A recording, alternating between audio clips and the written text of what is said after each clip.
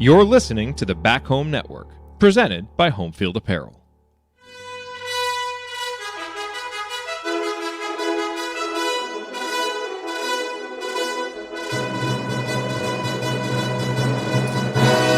And welcome, Hoosier fans, to another victorious episode of the Assembly Call, as tonight your Indiana Hoosiers complete the exhibition portion of their schedule with a 104-59 victory over St. Francis at Simon Scott Assembly Hall. And we're going to talk about it tonight. It's a game, where Indiana, especially the young guys, showed a lot of things to be encouraged by. There was certainly some sluggish play, but all in all, Indiana did what it needed to do through two exhibition games, which is get a couple of dominant wins, get some young guys out there playing at Assembly Hall, feeling good about themselves, and now we get ready for the regular season. But before that, we got a game to break down. So I'm your host, Jared Morris. I'm here with Andy Bottoms. We're going to break it all down for you on this edition of the Assembly Call IU Postgame Show. And let's start this show the way we start every show, and that is with our Hoosier Proud banner moment.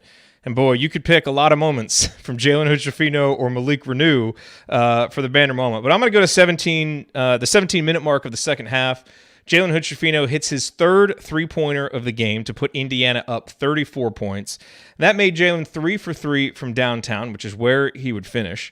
And in addition to the shooting early in the second half, Jalen had 2 assists. He had a steal. Really, as Indiana put St. Francis away. Not that we were really ever worried about St. Francis threatening, but they really came out, extended the lead early in the second half. And Jalen finished the game with 15 points, 5 assists, and 1 turnover. And, we've heard a lot about Jalen's game and how physically ready he is for college basketball and how good of a defender he is, especially for a freshman, how good of a passer he is, how, he plays at his own pace and doesn't get sped up, like all of these things, making winning plays. And the one question mark was, can he shoot? Well, in game 1, he put his mid-range game on display, making 3 mid-range shots of different types. And tonight, put the three-point shooting on display, going 3 for 3. Now, we've said, not going to put too much stock into shooting in a very comfortable situation, which this is, but just getting him out there and seeing not just the results, but the process. The shot form looks good. The release is good. Everything about that looks really good. And if Jalen is going to combine reliable shooting with everything else he brings to the table, then he absolutely changes the ceiling for what this Indiana team can be. And sure, it's only a couple of exhibition games. We'll start seeing Indiana against real competition here moving forward, but we haven't seen anything at all through 2 games to lessen the hype and the expectations and the optimism for what Jalen can be as early as his freshman season. Okay, and now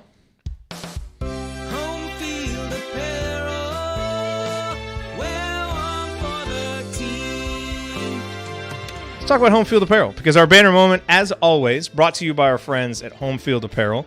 They are now in their 6th season, I believe, of sponsoring the Assembly Call, and they are the presenting sponsor for the Back Home Network. And look, you know by now, if you've been listening to this show, Home Field Apparel has the greatest selection of vintage IU apparel that you're going to find anywhere. And it's not just Indiana. They've got 140, 150 different schools. They're constantly releasing new designs. They go back and they pull these old logos and brand marks that colleges aren't even using anymore, dust them off, breathe new life into them, and really give you a fun and stylish and nostalgic way to support your favorite college team. And so if you're looking to get gear for this IU season, especially if you're looking for crew necks or hoodies with the weather changing and getting colder, Home Field is the place to go. And if you're looking for a one-stop shop for Christmas shopping, Home Field, definitely the place to go, because for almost everybody on your Christmas list, assuming they're a college sports fan, you're going to find something that they like. And even if they're not a college sports fan, even if they just like cool designs on comfortable clothes, Home Field Apparel has something for them. So go to homefieldapparel.com and use our promo code HOME, HOME, to get 15% off your entire first order. That's promo code HOME for 15% off. Again, the website is homefieldapparel.com. Wear one for the team. Okay, well, it is time to move the ball, find the open man, and get some opening thoughts from the rest of our team. Andy Bottoms, that is you. What is your Bottoms line on this Indiana victory? Well, if you're going to talk about Jalen Hood-Schifino, it probably makes sense that I would talk about Malik Renew. There was a stretch between the under 12 and the under 8 timeout in the first half IU scored 12 points and Renew scored or assisted on, or IU scored 14 points and Renew scored or assisted on 12 of them. Just a really, really strong performance. Hit that step back in the second half. Tried one, got fouled on it in the first half, and was definitely everything from him was on display. Made some nice passes out of the post. Scored inside, which, in this game, given the lack of size that St. Francis had, that was an area that you'd expect IU to dominate. But I do think it was good to give them at least some opportunities to show their passing ability out of the post and trying to find shooters and ideally guys who would knock the shots down. But I thought it was just another really strong game from Renew. Maybe played a little bit extra tonight because Logan Duncan was out with an illness, and certainly made the most of it. But I think if you really look at, I think we talked about last week, what we're looking forward to in the exhibition games. And for me, it was being able to see Jalen Hood-Schifino play in particular, but just the freshmen in general to really at least start to get a first glimpse of what they might be. And so we can look at the competition level and talk about all those things. But I think those guys have both really shown enough to get you even more excited or to believe the hype that those guys had coming in with their recruiting rankings and all those things. And it's impossible to walk away from these games and say those guys aren't going to be two key pieces of the rotation and guys who, to your point, can really elevate the ceiling for this team if they can continue to grow over the course of the year. Yeah, I mean, you look at Malik's line, he goes 7 for 8, also grabs 8 rebounds. I'm not really that concerned with those stats. I mean, Coach was at the game. He may join us later on the show. I'm not sure if he's going to pop in or not. But he was at the game, and he sent us a text message. He was taking pictures of Malik Renew and just talking about how big and physically imposing he is in person. And so you would expect, even a freshman who's that big and physical to be able to go dominate a team like St. Francis. And to a certain extent, Jalen Hood-Schifino, I mean, both of those guys, they don't look physically like freshmen. And there are things they're able to do on the court that they've been able to do on the court in these 2 exhibition games that are in part simply because they're more athletic and just more physically developed than some of the opponents that they're going up against. And that's fine, but we need to see that stuff against better competition. What I'm really impressed with these 2 guys, Andy, is all the little things they do that are absolutely going to translate, because it doesn't matter who you're playing. It's about court vision and awareness and body control. Like, you watch Malik Renew, and he'll get the ball toward the baseline. He'll take a hard dribble or two toward the baseline and spin, and a lot of big guys, especially young big guys, would be out of control, losing the ball, losing their footwork, and he's not. He's very much in control and then able to make a decision or make a shot off of that spin move. And you see the same thing from Jalen Hood-Schifino. They're in control of their bodies, and most of the time they're in control of where the ball's going. And that's just not something that you see a lot from freshmen. And so that, to me, is what I'm most impressed by with these guys, is just a lot of those little things. Malik Renew sprints back on defense in the second half. I was going to talk about this in the meaningful moment, but he sprints back on defense in the second half, forces a block shot, grabs the rebound, and just immediately turns and fires an outlet pass, I think, to Jordan Geronimo for a dunk. And just the vision and ability to make that pass, that stuff's going to translate. And so, for everything that those guys bring to the table physically, you can just tell how well they've been schooled in basketball and how high their basketball IQ is. It's really impressive. So I look forward to seeing them against better competition, but I don't come out of this kind of saying, oh, well, they did this again in these exhibition games. Are they going to be able to do it? Like, I really feel confident that these guys are going to be able to just glide right into the regular season and be productive players. Yeah, I mean, there'll be bumps in the road as you go through the season, like you'd have with any freshman. But I do think, to your point, those little things, there was a play that I had written down for a potential meaningful moment as well with Hood-Schifino that was actually a pass he made, real quick entry pass into Renew. Other guys on the perimeter had not held on to the ball for a long time as IU was swinging it around. He got the ball and immediately knew where he wanted to go with it. And got it down to Renew, good angle, good entry, laid it right up and scored. And I think they're kind of thinking ahead of what the next play is in a way that you probably you don't feel like you see from freshmen all that much. I think that's the same thing that the play that you mentioned with Renew, gets the rebound and kind of knew what he wanted to do with it immediately without having to think. He just reacted to what was going on. And I think those things are among the positives that those guys bring to the table. And you're really not going to learn, if you think about these games, like what were we going to learn about Race Thompson and Trace Jackson Davis tonight, Xavier Johnson? Like nothing. But these are guys who you really can learn about from these games. And while, the second half, I was like, man, how are there 11 minutes left in this at a certain point? And then I was watching the Eagles defense on the first drive play just as bad as IU's played for most of the night. And it was, I was like, all right, let's just wrap this up. But I do think it's, these games are more important for some players than others. And I think those two guys are ones that really showed something to get excited about. I'm sure we'll talk about some of the other freshmen, but I think that's really the lens through which to view a game like this. And like similar to what you guys talked about after the Marion game over the weekend. Yeah, I mean, look, I think they were Indiana's two best players, and I think there's a lot of nits you could pick with this game. I really didn't feel like Indiana played that well in the first half. Like, I think this was a game where Indiana was just physically dominant. And there's a story there, and we'll talk about it because I think it speaks to the infusion of talent and just athleticism and size on this roster. But defensively in the first half, I mean, especially those first 8 minutes or whatever it was with the starters, pretty lackluster. St. Francis didn't really have the dudes to take advantage of it, even though they kind of hung around early. But I don't care. Like, I can't get worked up about it because you've got Xavier Johnson's in his 5th season of college basketball. Trace is in his 4th season and, nursing a little bit of an injury. I mean, Race Thompson, for God's sakes, he's been here for 6 years.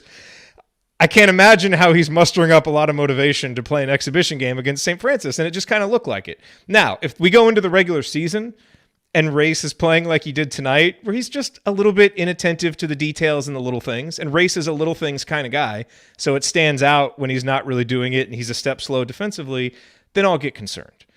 But I can't get that concerned about it, just given the age of those guys, and you're right, you're not going to learn much about them. But I will tell you something else I noticed in the first half, and that is the defensive intensity picked up immediately when Trey Galloway got in the game. And give credit to the other bench guys too, but I just thought Trey especially, he's so good for that coming off the bench role because he's always going to give you energy. And the team needed some energy, and I thought he really sparked better play in that first half. But really most of the first half was more Indiana just being physically dominant and the physical dominance allowing them to overcome mental mistakes and kind of a lack of being fully engaged and fully mentally focused. But it's nice to have a roster that can do that because there are previous vintages of Indiana basketball that might have struggled more to put a team like this away. And this team was able to just kind of play like a C- performance overall. The freshmen were good, but overall as a team, I don't know, C maybe, and still dominate.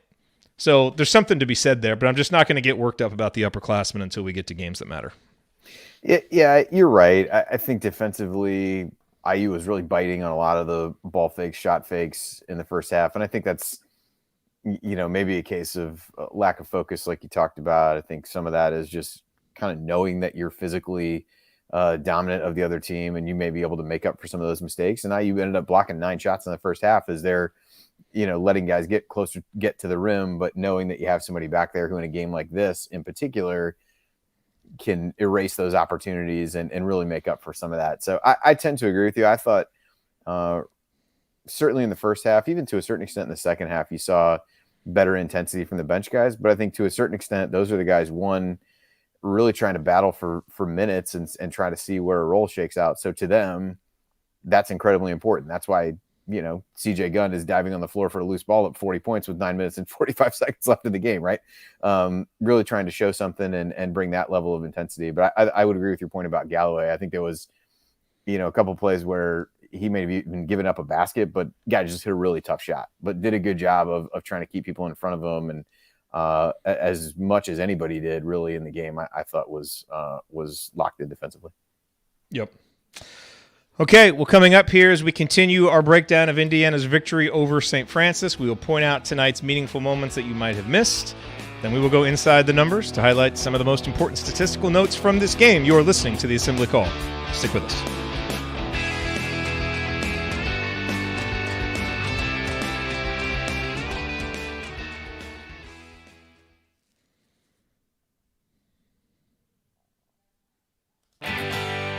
Hey guys, it's Gene Steratore, CBS officiating analyst and retired Big Ten basketball official.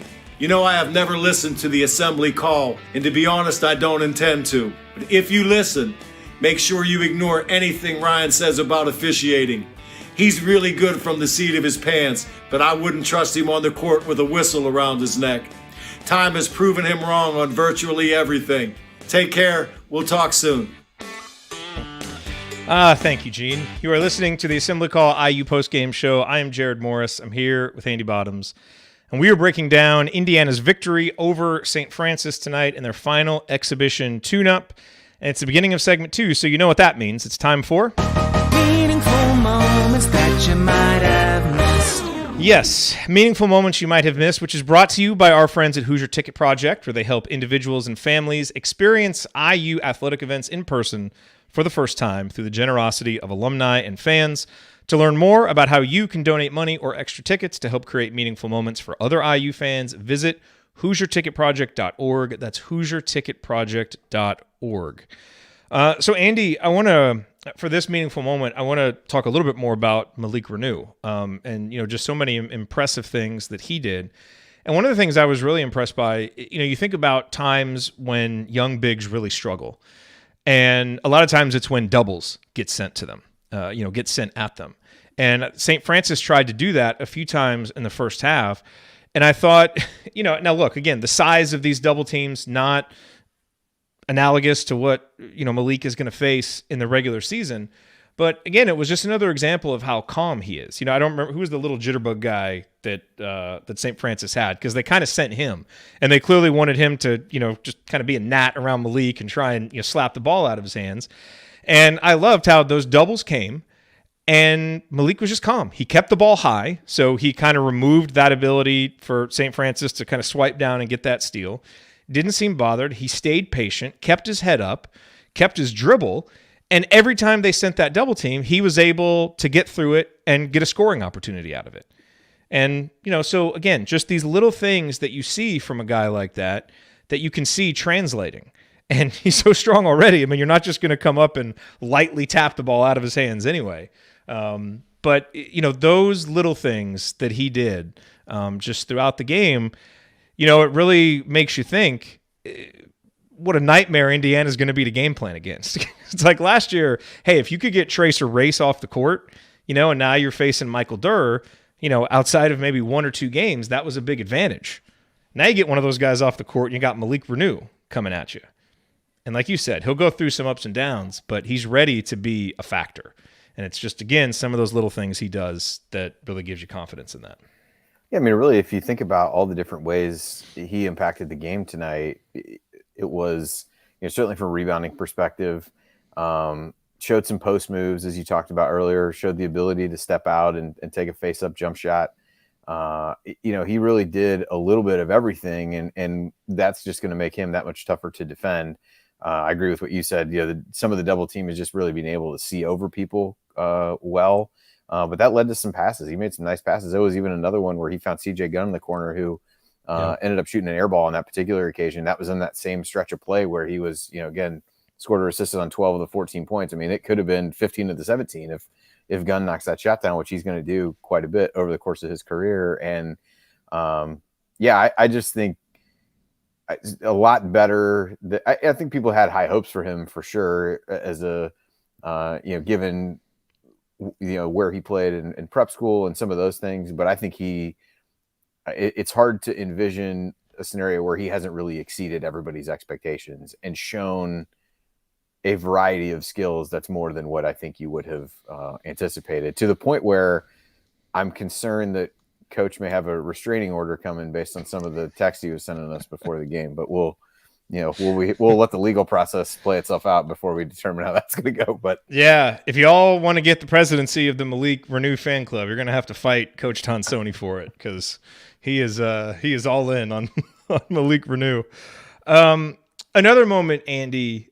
So I don't remember when this was. I think it was in the first half, but Xavier Johnson missed a shot, and he just straight out sprinted all the way back on defense and just grabbed the ball from the St. Francis guy that was dribbling it. It was great. I think he missed kind of late. It was like kind of a wild layup.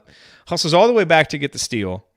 He throws it up to Jalen Hood-Schifino, who then has the vision to find Miller Kopp for a wide open three in the corner, and Miller drains it. And so this is the second straight day that in transition, Miller Kopp has done a really nice job of finding the open space and draining a three. And so, now through 2 games, Miller is 4 for 4 from the field and 3 for 3 from 3-point range.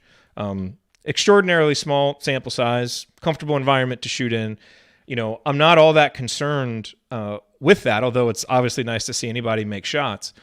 But what I do continue to really like to see is how this team is playing in transition. That's the one thing I thought they did really well tonight, which was have their head up, be able to find the guys who were open, and whether it was to find a 3-point shooter or to find, someone at the basket for a lob. I thought we saw a lot of good decisions in transition today. And Miller Kopp, if he is able to continue to do that and find the space, he's going to get a lot of those transition 3 opportunities. And so, I think Indiana still seems to struggle to find him in the half court. It's like they forget he's there, and I want to talk about that a little bit. But I think more so than last year, he's going to be able to find space in transition for a team that's really going to be able to get out in transition. And if he's able to make that, just much better shot form this year, it feels like. I felt like a lot of times last year he would drift on shots like that. He's really being patient, setting his feet, going straight up with that shot, and it looks great. And so I look forward to him getting many of those transition opportunities this season, and he's got guys like Jalen who can find him when he's open. Yeah, I thought as a whole, the offense really performed well in transition tonight. They weren't really running as much, it felt like, in the half court. It just seemed like a game they could get the shot they wanted whenever they wanted. But I really thought they flourished when they got out and ran, whether that was, finding Bates in transition, that play that you mentioned, I think was early in the second half. But I marked that one down as well. X kind of takes exactly, I used the exact same word that you did, wild drive. And then all of a sudden just fired down the court, steals the ball. And, couple passes later, you got a wide open 3 in the corner. And I think the vision that Hood-Schifino has shown, already is a really exciting thing for this offense. And I looked at coaches posting some of Woodson's post-game comments in the chat, and one of them was, he said to Xavier Johnson after the game, "You don't have to do it all this year, and you're just trying to do too much and whatever." I thought he pressed a little bit during the course of the game, but I do think, to your point, finding ways to get this team out in transition. Got a lot of athletes, got a lot of depth. How do they speed things up a little bit to be able to get some easier looks than the half court, which can be a little bit of a slog at times? Are you concerned at all about X?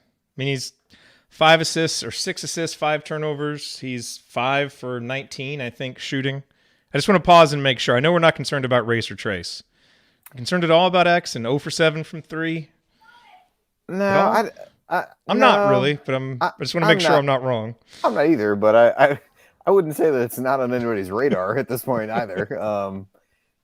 I do think there's a little bit of a transition for him, having to share the ball with somebody else, and how they kind of divvy up the workload. They each brought the ball up the court at times with Hood-Schifino. So I do think there's a little bit of an adjustment period with that. But it just feels like he's trying too hard to really get himself going instead of letting things happen and going about it that way. So I think he'll ultimately be fine, and will be a bit more locked in when real competition starts. So I'm definitely not hitting the panic button by any stretch, but it is something to watch as you get into these first few games, and can he settle in a little bit. But I think the comment that Woodson made is pretty accurate. Yeah. He's got to figure out how to adjust the way that he needs to play with this supporting cast and with this group of players compared to the way he had to play last year. Yeah.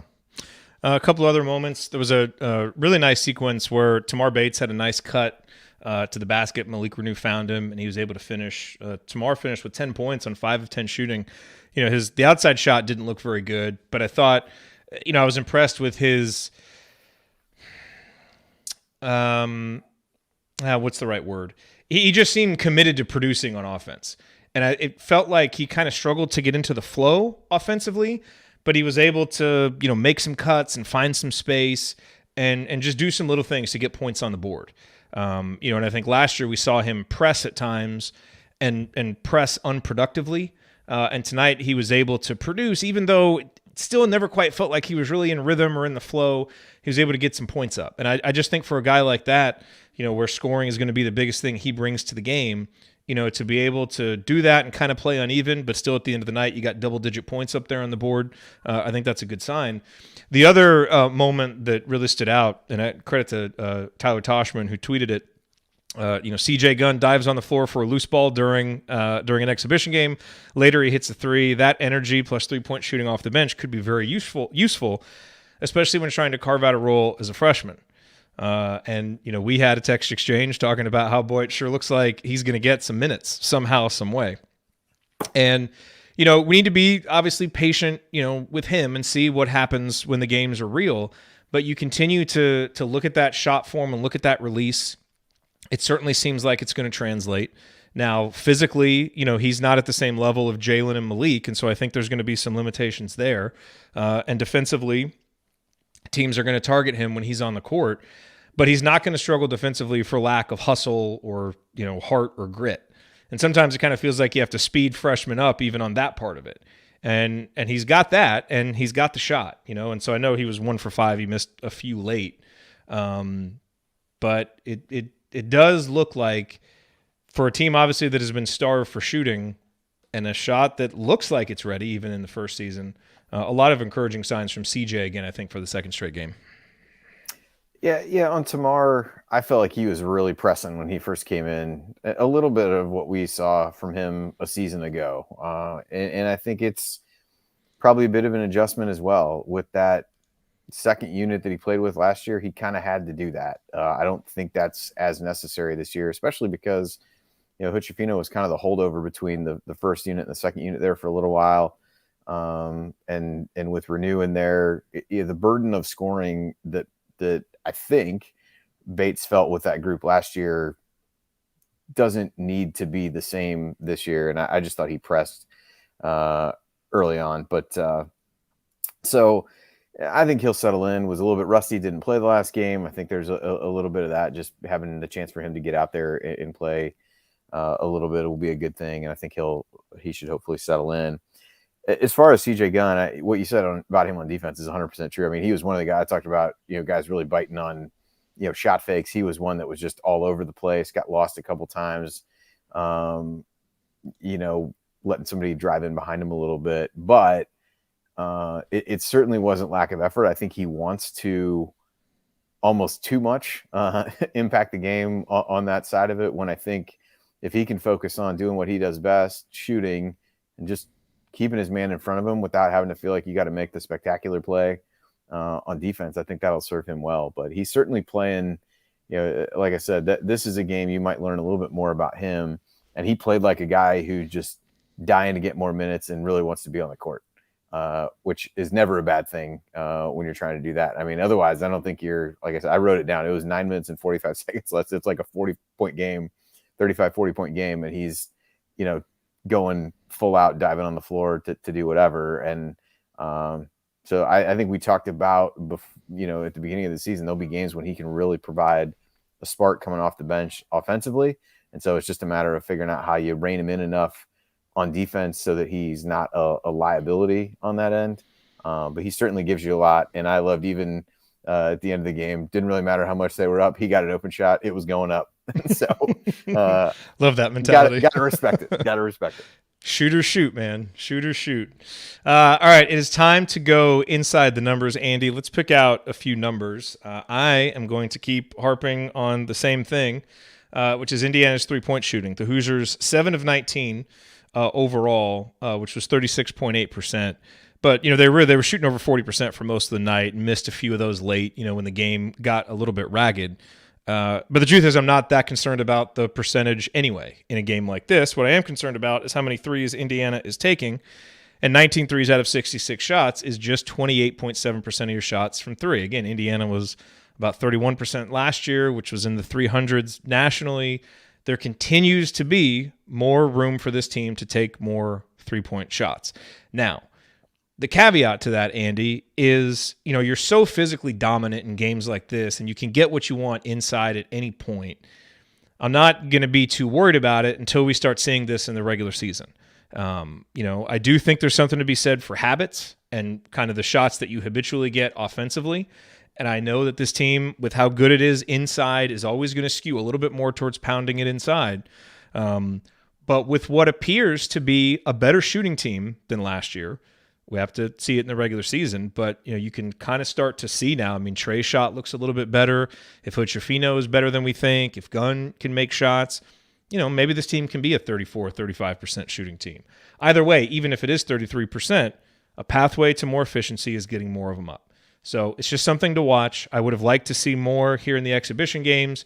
We didn't see it. So I think that's something to keep an eye on, because I don't think, shooting 28, 29, 30% of your shots from three with this roster, I just don't think you need to do that. I mean, this team can shoot better than that. So I want to see them continue to get more of those up. And I think they'll be a more efficient offense if they do. Yeah, hard part about this is you look 64 points in the paint for IU, which is more than St. Francis scored the entire game. Yeah, in total. That's what I mean. So that's where it's a matter of, do you treat this game in a way that's not playing to the clear advantage that you have, which I thought they actually kind of did at times. They were the kinds of threes they got tonight are the kinds of threes they're going to need to take and make during the regular season. They're kickouts from the post. Agree. Or, cross-court passes out of the post to open guys when they're doubled, and their threes in transition, like the Cop one that we talked about. I think those are the threes that are going to be best suited for this particular team. I don't know that you're going to see a ton coming off the dribble. I don't know that you're going to, run a ton of sets in the half court to get a lot of that. But I think those are the two kinds of threes that this team really needs to take. And some nights you're going to get more of those than others, depending upon how people play you inside, and depending upon the pace of the game. But I would agree. I think they've shown enough to think there are some improvements from an actual shooting perspective that if and when they do take more in a game, that won't be to their detriment offensively. To be clear, I'm not raising a red flag. I'm putting a pin in it. Let's put a pin and check back on it. No red flags yet, just putting a pin in it. You mentioned, running stuff in the half court. I find myself thinking about this, because Miller Kopp will be out there and you'll kind of forget he's there. And I feel like they forget he's there offensively. And, look, if he's ready to be that guy that can make 37, 38, 39% of his threes, I'd like to see him run something for him every now and then to get him a shot and get going. He's not just, I think he's better than just waiting for the game to get him shots. Like, I think every now and then it would be nice to see Indiana run something that says, this is our shooter, let's get him a look. You don't see that a lot, and I think that's why he only has 4 shots through 2 games. But that's something I'd like to see to kind of get him in the flow a little bit. The other number, Andy, that I want to discuss, and again, no red flags, but I'm going to stick a pin in this also. Do we have any concerns about this team from a rebounding perspective? It's 2 straight games where they've given up double-digit offensive rebounds. And I get part of that is overmatched teams that are taking a lot of threes, and so you're going to get a lot of long rebounds. But they certainly are giving up. And again, you've got some upperclassmen that I'm not sure are attacking every rebound, with 100% focus. But that's something that, you'd certainly like to see cleaned up in these first 2 regular season games. Yeah, I don't know that I'm overly worried about that. I think you saw some wild shots. Some of those were getting shots back after an IU block. I think there were a couple of those where they got back to him. So I wouldn't say that I'm overly worried about it. I mean, there's really no reason that this team shouldn't be an excellent rebounding team between Race, Trace, Renew, even Hochefino from a guard perspective. We talked about guard rebounding so much last year. He certainly has the size to be good at that. I'm not overly worried about that one quite yet. And to be clear, for total rebounds, Indiana out-rebounded them 35-18, and I'm sure the percentages were crazy. So, yeah, I think that was on defensive rebounds was 35-18. I think. Oh, you're right. Yeah, that was defensive rebounds. In total, it was still a pretty wide margin, but yeah. Okay. Anyway, those are 2. The only reason I bring those up is they're 2 stats where the team hasn't exactly shown the habits I would like to see. It may not matter. That's the thing with these exhibition games is you go back and listen to takeaways we've had from them before. A lot of times they don't matter once the regular season starts. And so I'm fully prepared to look back on these and say, okay, those were just 2 singular games that didn't mean anything for the regular season, but those are two habits in particular I'd like to see cleaned up a little bit in these first two regular season games. What numbers stood out to you? I mean, it wouldn't be a post-game show if we didn't talk about IU's free throw shooting, would it? If we want the good, you got Trace Jackson-Davis at 7 for 8. If you want the not so good, everybody else 4 out of 10. Now, I think it was Tony Adrani who pointed this out on Twitter. This game was a lot of you're overmatching them physically inside, and the guys who are getting fouled are the big guys who may not be your best free throw shooters, as opposed to, a Xavier Johnson, Hochefino, some of the guards going to the basket. So again, I don't know that that's one to truly sound the alarm on yet either. But like I said, it just wouldn't be normal if we couldn't talk about that. I mean, Trace was 7 for 8. That's what I said. That was the good part. That was good. So yeah, that was the good part. So that was good. I mean, I think a lot of the other numbers back up from a transition standpoint. They had 28-4 in fast break points, 21 points off turnovers. I think a lot of those things bode well, but is really more of a physical advantage than anything, which I guess is a good segue. So from a player perspective, one other guy that I wanted to talk about, and I guess I'll use the stats to do it, is Jordan Geronimo. So he ends up with 10 points, 5 of 5 shooting. I think everything was a dunk, 8 rebounds. What did you think about how he played? I think those numbers are a bit misleading. But what have been your thoughts on him as you look at, again, he is, I think, a guy that I think we can learn something about in these games, yes, especially as people want to project what's he going to be. He came back. What position is he playing? What things is he doing?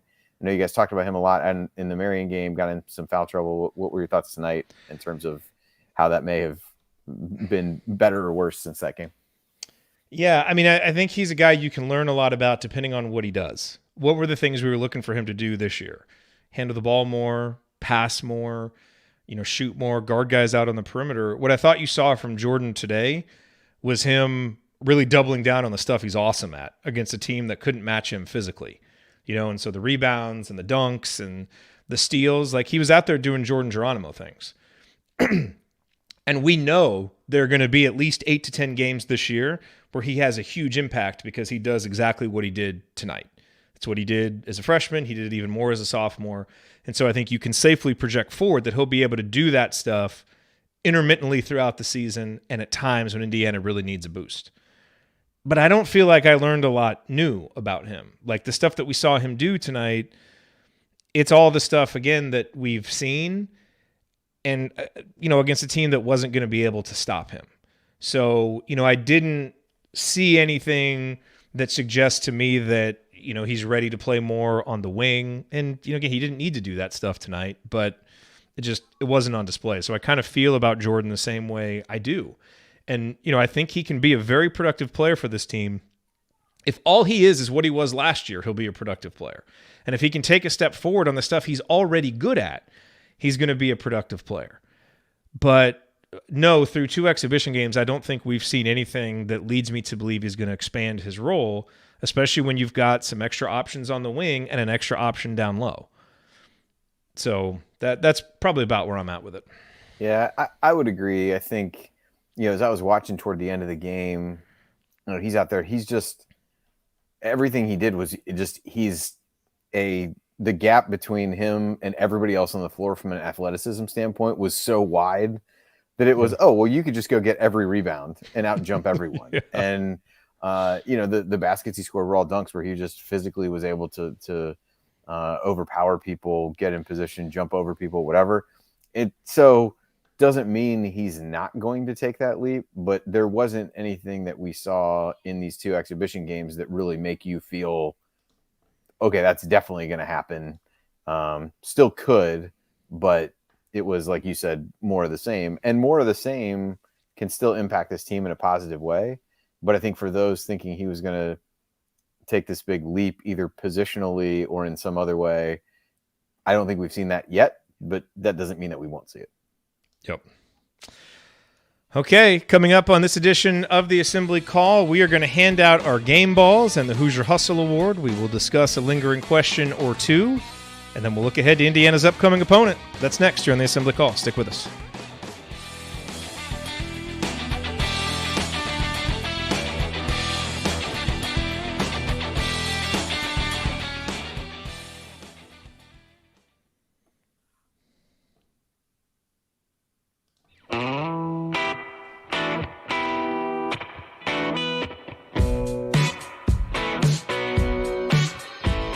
is Ethan Happ, and I never listen to the Assembly Call, especially the episodes that Ryan is on.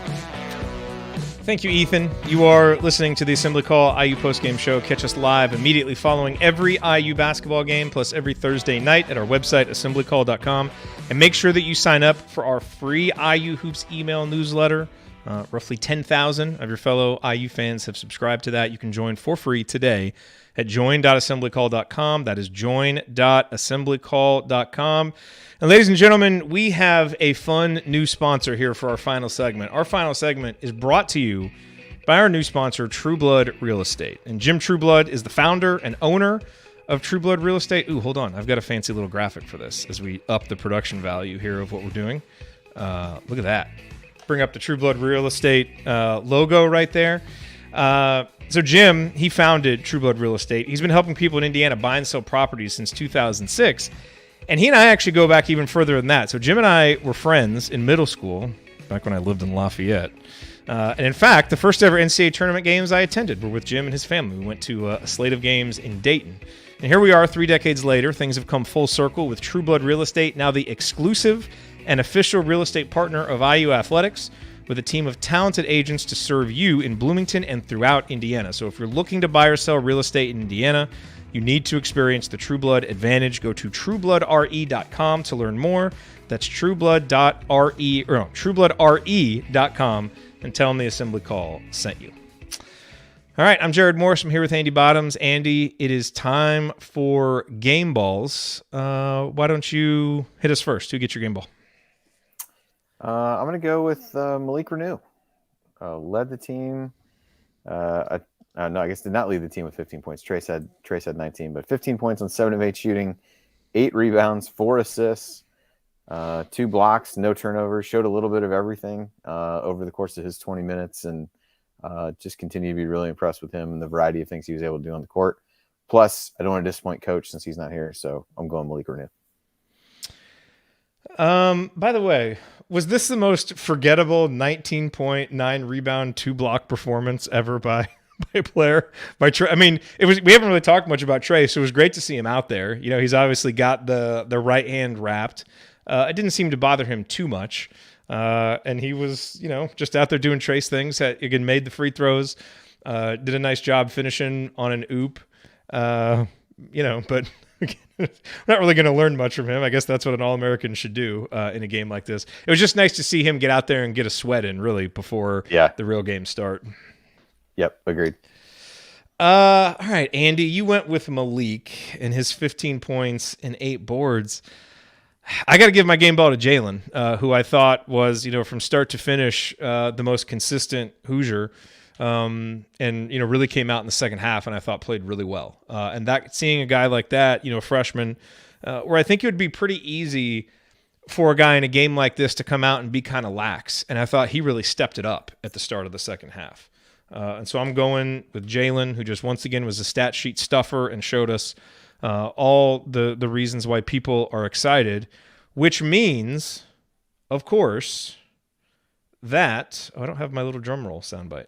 Man, preseason. I got to get that stuff. I got to get that lined up. That means we got to go to the chat mob. So chat mob, it is over to you. Jalen Hood-Schifino or Malik Renew. Who gets the game ball? You all break the tie. And while you are doing that, Andy, we will move on to the Hoosier Hustle Award. The Hoosier Real Hustle Award.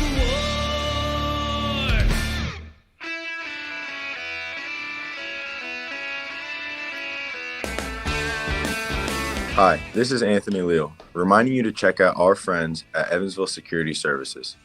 Based in the hometown of IU legend Calvert Chaney, Evansville Security Services has been providing off-duty police officers to businesses and individuals since 2001. In other words, they're in the business of prevention and peace of mind. And remember, prevention cannot be measured. To learn more about how Evansville Security Services can help you preserve your peace of mind by preventing bad outcomes, visit evansvillesecurityservices.com. That's evansvillesecurityservices.com.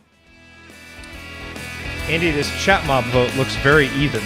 It does. Can you discern a winner? every time I would be like, oh, there's a few for that guy. He must have it wrapped up. And then 3 votes would come in for the other guy. Yeah. I don't know. We're calling it a tie. We've never had to actually count the votes. It usually was always overwhelming enough. But see, like I kind of was ready to lean Hood-Schifino, and then the last three people put Renew in there. So. I know. I mean, if Coach were here, he definitely would pick Renew. And Ryan did say in his text message that the story. Tony's doing the counting. He said 9-9 split right now in the chat. Okay. All right, Tony, you finalize it. Doing the, I do think if the rest of our crew was here, they both would have voted for Malik. So we can also use that as a tiebreaker. We know Coach would have. I don't know for sure about Ryan, but we know that Coach would have. Ryan would have found some way to give it to Race, probably. Yeah.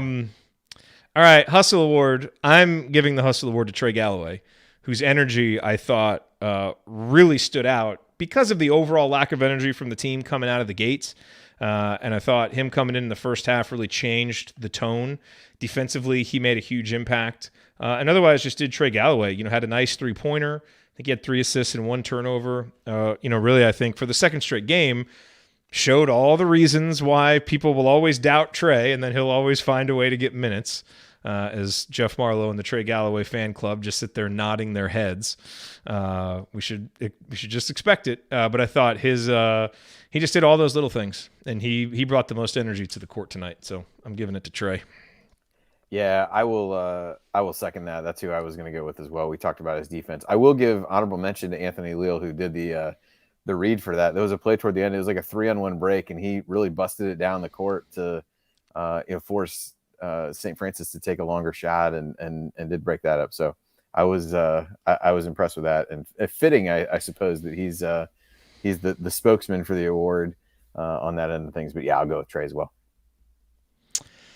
All right, Andy. Lingering question. So I gave you the 2 not red flags, but just pins that I'm interested to watch these first couple games. What's your biggest lingering question? Like, what's the thing that's lingering in the back of your mind as a potential concern or just something you wonder about? And Chat Mob, if you have one, drop it in there too. Yeah, it's I think we've talked about a lot of them. I know you talked about this couple. We talked about Xavier Johnson. I think those are the ones that feel like they that they stand out in that regard. I guess to a certain extent, I still wonder how the rotation is going to be split up. We continue to see in these games, you haven't really had everybody at your disposal, although tonight, based on everything you read, you probably had your likely top 10 guys there. Do we continue to see these kind of first, second unit type things? And I liked Hood-Schifino tonight being the guy who bridged the gap between those. I just don't know long-term if that's what you want to do. And I think, I believe that Coach said something that, Woodson said something to the effect of, still trying to figure out how these cats play together or something to that effect. So maybe he's just working through some of those things, but that to me is concerning and maybe not seeing him change the way that he's doing his in-game management of rosters, lineups, whatever is something that's there. It's just really hard given the nature of these games and the blowouts that you're already not going to give guys a lot of minutes. So I say it's lingering for that reason, just because these games didn't provide a great opportunity to see that, but you did still see kind of that first unit, second unit mentality in both. Keith, who sports a great last name of Morris, he brings something up in the chat that actually I was just thinking about mentioning too. And he says, hard to say, but Bates didn't look as good as I was expecting him to. And so again, not a red flag, just a pin. And we talked about this in our text chain, Andy, during the game. Look, Tamar's been out, hasn't practiced in a little while, and all those things. And, it's just an exhibition game. So there's a lot of reasons, I think, to dismiss any serious concerns. But still, viscerally, I kind of felt the same way. Like I was kind of hoping, I guess, maybe hoping/expecting to see more, I guess, versatility and confidence offensively. And, we didn't see it. And, there may be a lot of reasons why he didn't get in the flow. And I already lauded him for still finding a way to score 10 points anyway, which I do think matters. But I think a lot of the talk in the offseason about him as a breakout type guy who really raises the ceiling for the team is if he can be a 3-level scorer. and we didn't really see any of the shooting. We didn't see anything from the mid-range. It was just a lot of stuff at the basket, which translates more this year because he's clearly put a lot of work into his body and is more physically ready. But I'm still not sure he's ready to score consistently at the rim yet on some of the looks he got tonight. So I'll share, Keith's just question about that. I think it's something to watch through the first two games. And I think if he comes out and looks more in the flow, we can pretty easily dismiss this probably as a guy who's missed a few days of practice and just didn't get in the flow. But, for anybody expecting kind of a transcendent breakout offensive performance, you didn't see that. And maybe it'll just take a little while to get there. But I think something else that's just worth putting a pin in and paying attention to here as we get into regular season play, which, Mr. Bottoms, starts on Monday. So a pretty quick turnaround for the regular season to start. The Hoosiers will face Morehead State. That game will tip at 7 o'clock Eastern. Is that on BTN Plus too? Did they put that one? I believe it is. I think the two exhibitions in the first game were, I think all three of them were right in a row. Yeah. What do we need to know about Morehead State? They are one of the potential favorites in a much worse than last year Ohio Valley Conference that lost Belmont and Murray State. So that is certainly a big factor there. I think, and that conference in general is, like I said, is really down. It looks to be them and actually Tennessee Martin, where Parker Stewart transferred to, that are kind of the top two teams in that. They lost a decent amount, I believe. So should be a game that IU should be able to win handily, even though there's maybe a little bit of name recognition value to Morehead State. They've had a few good years here and there, but I think a down year for them, at least projected, even though they're projected to be toward the top of the league, but the league is not what it has been in the last 2 years. By the way, also got to give a hat tip to Nathan Childress, 5 points and a dunk tonight. That was impressive stuff. It's nice. That's one of the fun parts about these games, is seeing those guys able to get out there and have a cool moment at Assembly Hall. That was nice to see. Yep. 100%. He had, I think he had an assist thrown in there as well. So yeah, he played well. You are listening to the Assembly Call IU postgame show. Remember to check out our friends at Home Field Apparel. Use the promo code HOME at checkout to get 15% off your first order. Andy, it's time for last call. Your final thoughts on this Indiana victory? Well, I think as you go into these games, you're trying to, emerge with nobody getting injured. And although IU's battled a few illnesses and injury, nobody got injured in these particular games, at least. So I guess that's good as you look at it that way. And the biggest thing is really to get some of the young guys some opportunities to play, get their feet wet in Assembly Hall, and hopefully get them ready to go. And I think if you look at it that way, those things have been accomplished. We certainly have, at least we think we've learned some things about the freshmen and how deep this team might be, and whether the belief that people, some of those notions that, well, this is just the same team from last year. I think the way that the new guys have played has certainly dispelled that for even IU fans who may have walked into the season having that belief. So in that regard, I think it's positive. And now you're really ready to see, can you get the competition level to ratchet up just a little bit? And do you see a different level of focus defensively than what you saw in the game tonight? Do you see the rotations look a little bit different? What becomes different when the competition ratchets up, even if it's just slightly? Is kind of what you look for ahead of this. But I think the biggest positives to come out of these games are the play of Hood-Schifino and Renew. Just to take it back to what we started with, I mean, we could have filled the whole first segment and probably came damn close to it just by talking about those two guys, which is exciting. And so, as we said, you're not going to learn a lot about some of the guys that you have coming back, but I do think you learned some things about those two guys and how important they're going to be to IU going forward. And excited to get the season going on Monday. Yeah, if you didn't watch the game or you're just tuning in to the show, you may be wondering, hey, you guys spent a lot of time talking about Logan Duncombe, the first show. What happened to him tonight? He did not play. Caleb Banks did not play. I think Duncombe's was an illness. Banks injury, I think. I don't think either one is considered serious. So hope to have those guys back for the regular season. Yeah, Andy, I agree. I kind of look at these two games and I would say it's a B to a B plus. Like you achieve the most important things, which are get some dominant wins, build confidence with your young guys, avoid any serious injuries. You even got two, really key guys back from injury, who had to miss the first game.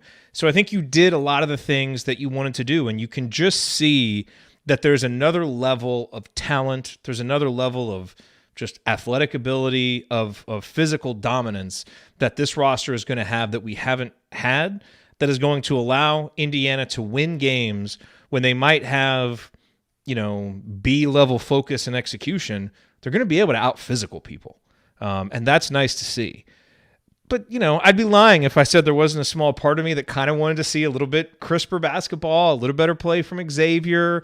Like you just, you kind of go in with these maybe unspoken expectations for yourself. And so I was left wanting on a few things, but you don't want to be peaking too early anyway. So I think those concerns are very, very muted. I think we saw everything we needed to see to believe that this team is the rightful Big Ten favorite, to believe that this team is a legitimate, top 15 level team, and is going to have a really good chance to successfully navigate a difficult non-conference schedule. So, rock solid first couple games, and now we get into the regular season. The competition level ratchets up. Should still be 2 games, to start off the season that Indiana is able to handle comfortably before you get to that Xavier game. But we will take them one at a time, as we always do, and look forward to breaking them down and having some fun with you here on the postgame show. So that will do it for us. If you want to see us do the show live and be part of the live chat, make sure that you subscribe to our YouTube channel, youtube.com/assemblycall. And don't forget to go to join.assemblycall.com to join our free email newsletter. Special thank you, as always, to Bob Thompson for the music that you hear on the show. And special thank you to John Ringer of rigdesign.com for designing our logo. And thank you, as always, for listening. We'll be back to talk IU hoops again with you on Monday for the first regular season game. Until then, take it from me, Juwan Morgan. Keep your elbows in, eyes on the rim, and go Hoosiers. Thank you. Thanks for coming out. All right, I got to get out of here, folks. Thank you. Here I come, Mr. Stansoni. Excellent. Andy, look at that, man. That is 2 straight postgame shows in under an hour. We are absolutely hitting on our early season focus points. Yes. The scouting report. We're really dialed into the details. It's good. Good. The Eagles, on the other hand, have decided to let the Texans hang around for reasons unbeknownst to everyone. Apparently, Jordan Davis being out is apparently crippling their ability to stop the run. So, oh boy, dude, it's Thursday night, right? Yes, Thursday night. Crazy things. I don't know why. I'm not a fan of Thursday night football. It's just you don't get a good product on Thursday. I'm about to not be either if this continues. Hey, for private community members, we are doing. You might remember a couple years ago we did Banner Monday, where we did a kind of a new weekly show. Mike DeCourcy was a guest. We're going to be doing it this year. It's called Banner Friday. It's only for our private community members. If you're curious about that, you can go to assemblycall.com/community. We've had a lot of new people join. We've got so much stuff planned. Last week I posted a Q&A with Anthony Leal, only for community members. We had an interview with Mike DeCourcy, only for community members. And so we're going to be doing that on Friday. It'll be a way, for people who aren't on post-game shows, like Coach, who was at the game tonight. He's going to give you his observations from being up close and personal. So expect to hear a lot about Malik Renew tomorrow from Coach Stansoni, if his texts are any indication. And we're going to use it to answer questions, bring in guests, and we have a scheduled interview on Monday for community members with Coach Ya to talk some X's and O's, talk about some of the stuff Indiana was running. That content's only going to be for our community members. We love everybody who listens to the podcast and listens to the show, but we're really trying to build something special with our private community. So you can get more, assemblycall.com/community, but a lot of fun content that's going to be in there. And we just created a private podcast feed so that if you get into the community, you can subscribe to the private feed and get all that content via audio and listen to it right where you listen to your regular episodes of Assembly Call. So assemblycall.com/community, a lot of fun stuff coming up there. Yeah, Andy, anything else before we call it a night? I'm going to go write the post-game email. No, I don't think so. Well, one good thing for anybody who's in the Cincinnati area, the Alumni Association here reached out about doing something before the IU Xavier game. So we'll be doing that at one of the breweries here, and convince Coach and Amy to come down for the evening and hang out. So we'll be doing that on whatever that Friday is. I think it starts at 4:30. Nice. When it is. So if anybody's around, that is where we'll be. I don't believe we're going to the game. I was talking to somebody, a friend of mine last night.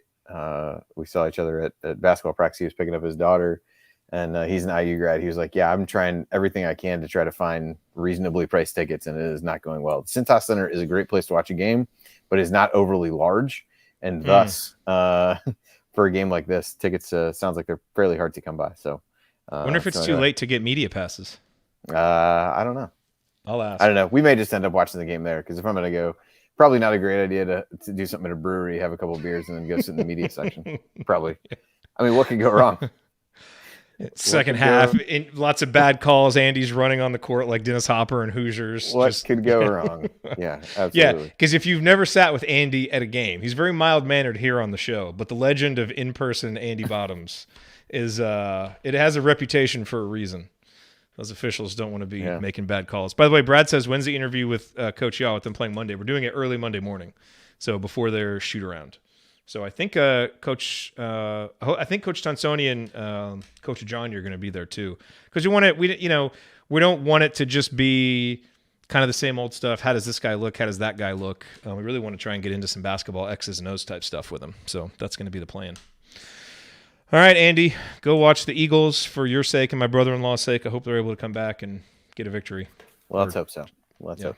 All right, everybody, have a great night, and we'll see you all soon. All right, thanks, everybody.